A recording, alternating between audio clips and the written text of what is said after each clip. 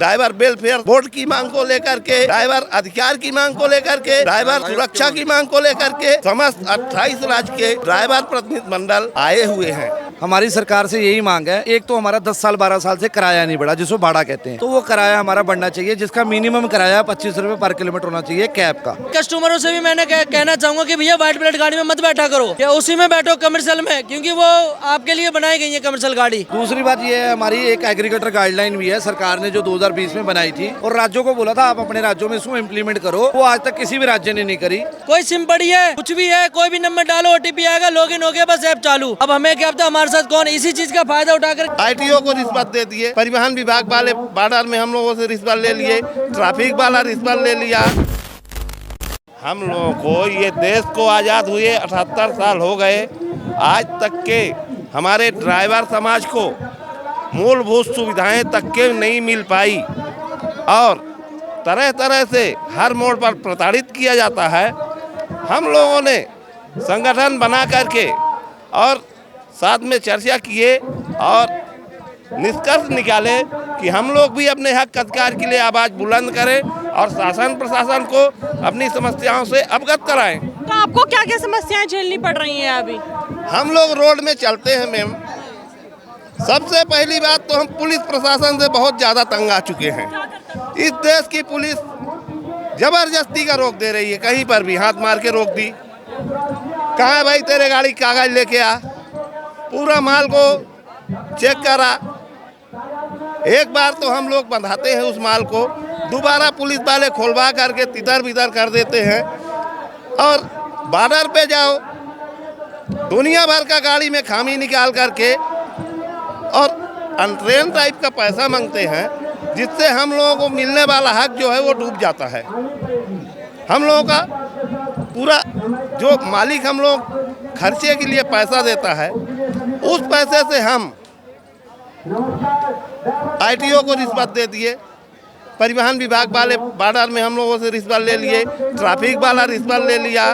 By दबे हमारी गाड़ी थोड़ा बहुत खिरोच आ गया गाड़ी में, सामने वाला FIR दर्ज कर दिया, वहाँ पर पुलिस वाले हम लोगों को ले जाकर थाने में बिठा देते हैं। जब तक के पैसे ना दो तब तक के जमानत नहीं देते। गाड़ी छोड़ने के लिए चालान प्रस्तुत करने के लिए अलग पैसे मांगते हैं।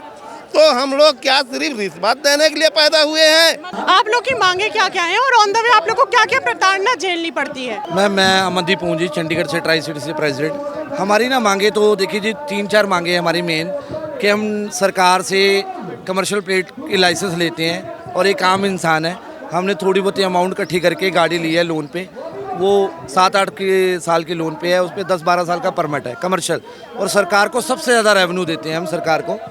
उसमें हमारी सरकार से यही मांग है, एक तो हमारा 10 साल 12 साल से किराया नहीं बढ़ा, जिसको भाड़ा कहते हैं, तो वो किराया हमारा बढ़ना चाहिए, जिसका मिनिमम किराया 25 रुपए पर किलोमीटर होना चाहिए कैब का।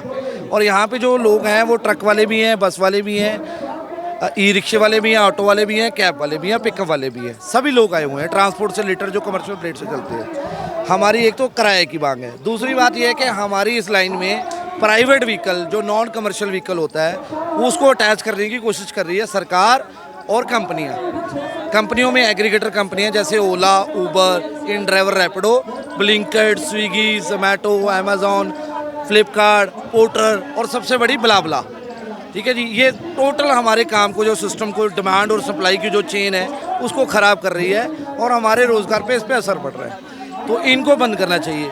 2 मांगे हमारी जो मेन और है, जो उड़ीसा, कर्नाटक और असम में हो चुकी हैं, ड्राइवर आयोग, ड्राइवर वेलफेयर बोर्ड के हमारी जो है सुरक्षा कानून बनना चाहिए, जिसमें हमारे ड्राइवर के साथ कोई हादसा होता है या उसकी कोई कंप्लेंट, जैसे वुमेन सेल है वैसे हमारा ड्राइवर आयोग सेल भी होना चाहिए, जिसमें बिना बात के कंपनियां अपना फरमान जारी करके हमारी ID ब्लॉक ना करे, और हमारे ड्राइवर के साथ कोई कानून होता है, हादसा होता है, तो उसको सरकार 10 से 20 लाख रुपये दे, जो उससे उसका परिवार चलने के लायक हो। ये 1-2 लाख रुपये में किसी का परिवार नहीं पल सकता। दूसरी बात ये है, हमारी एक एग्रीगेटर गाइडलाइन भी है सरकार ने जो 2020 में बनाई थी, और राज्यों को बोला था आप अपने राज्यों में इसको इम्प्लीमेंट करो, चाहे इसमें से कुछ कम कर लो, चाहे इसमें ऐड ऑन कर लो। वो आज तक किसी भी राज्य ने नहीं करी।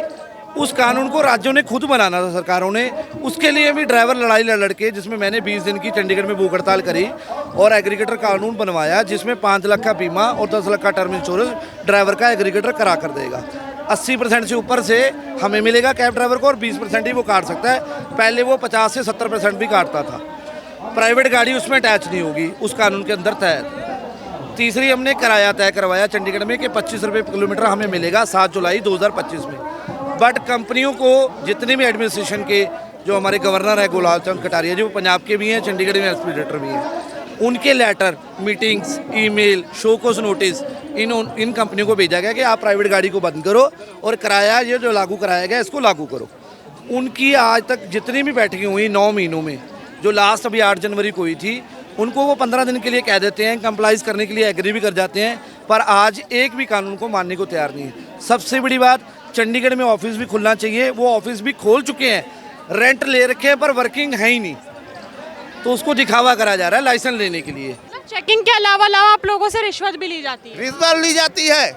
हम लोगों का गाड़ी अगर धोखे से कार वाले को खिरोज लग गया या अन्य दीगर गाड़ियों को खिरोज लग गया, उसका सामने वाला FIR कर दिया जाके थाने पे, हम लोगों को ले जाकर थाने में बिठा दिए।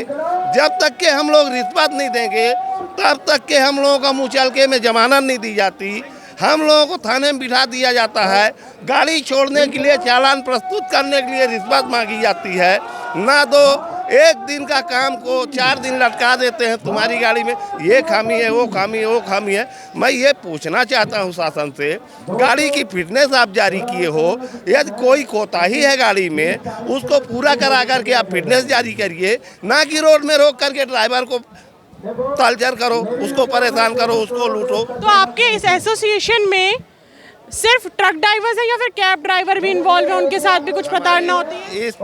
इस आंदोलन में हमारे समर्थन में कैब ड्राइवर भी हैं, टैक्सी ड्राइवर भी हैं, ऑटो ड्राइवर भी हैं, ट्रक ड्राइवर भी हैं, बस ड्राइवर भी हैं, अन्य बड़ी गाड़ियों के ड्राइवर हैं, कुशल, उच्च कुशल, अति उच्च कुशल श्रेणी के सभी प्रकार के ड्राइवर यहाँ पर मौजूद हैं, जो कि ड्राइवर वेलफेयर बोर्ड की मांग को लेकर के, ड्राइवर वेलफेयर बोर्ड की मांग को लेकर के, ड्राइवर अधिकार की मांग को लेकर के, ड्राइवर सुरक्षा की मांग को लेकर के यहाँ पर एक दिवसीय धरना प्रदर्शन करने समस्त 28 राज्य के ड्राइवर प्रतिनिधि मंडल आए हुए हैं।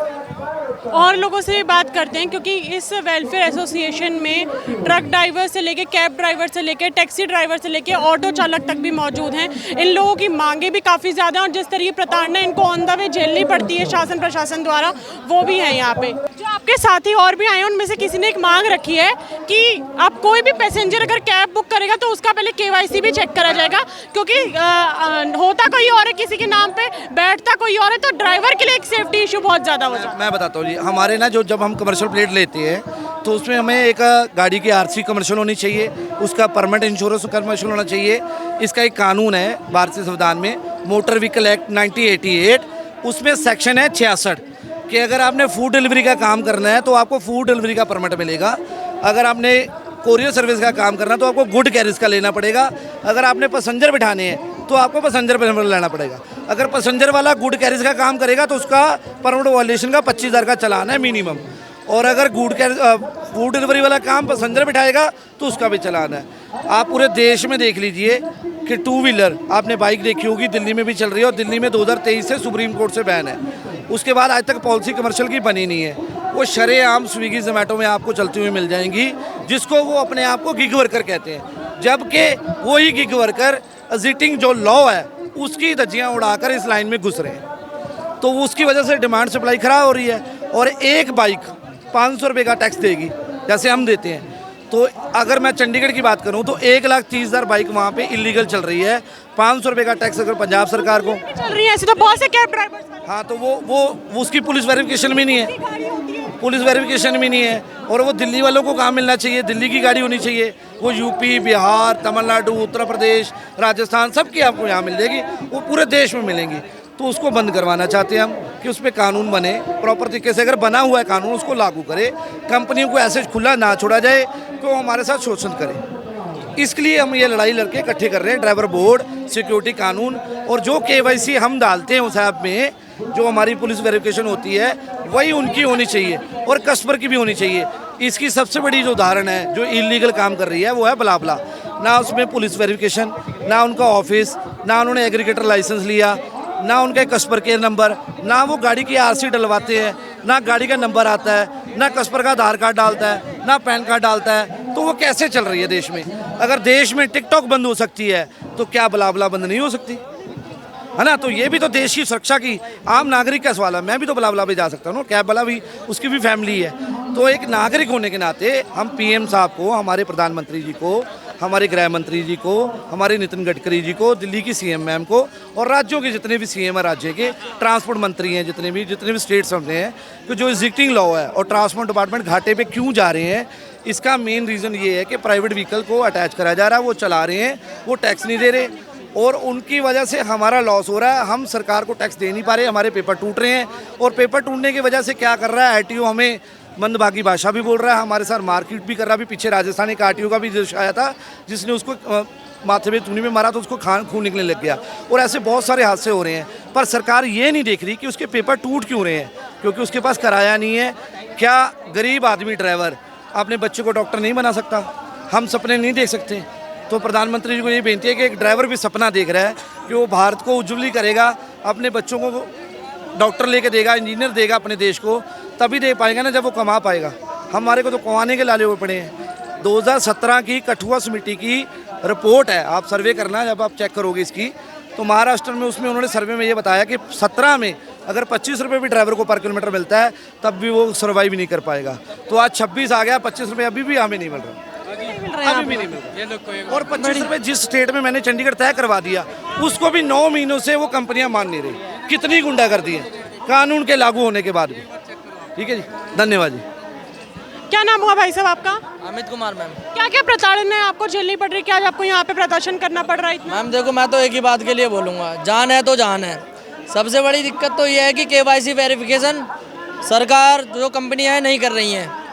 ठीक है, हमारी सारी डिटेल कस्टमर के पास पहुंच जाती है, लेकिन कस्टमर की कोई भी डिटेल हमारे पास नहीं है, सिर्फ नाम ही आता है वो। अच्छा, नाम भी आप कुछ भी डाल सकते हो, आप नंबर डालोगे, ओटीपी आएगा, नाम आप जो मर्जी डाल दो, उसमें कुछ नहीं। आप नाम उसमें, मैंने ये खुद देखा है, आपका नाम चमेली है, आप रेखा जी डाल दो, आप रेखा जी डाल दो, A to Z कुछ भी नाम डाल सकते हो आप उसमें, कुछ नहीं पता कौन बैठ रहा है।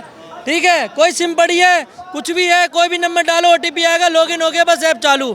अब हमें क्या पता हमारे साथ कौन, इसी चीज़ का फायदा उठा करके जो गंदे लोग हैं या जो जिनको गुंडा वगैरह बदमाश हैं, वो ड्राइवरों की करके निकल जाते हैं। कई कैब ड्राइवर से जो अपनी पर्सनल गाड़ी भी चलाते हैं, है ना, और वो पैसा उन्हीं के फिर बैंक अकाउंट में जाता है जो कस्टमर उसको पे करता है, वो कैसे देखें?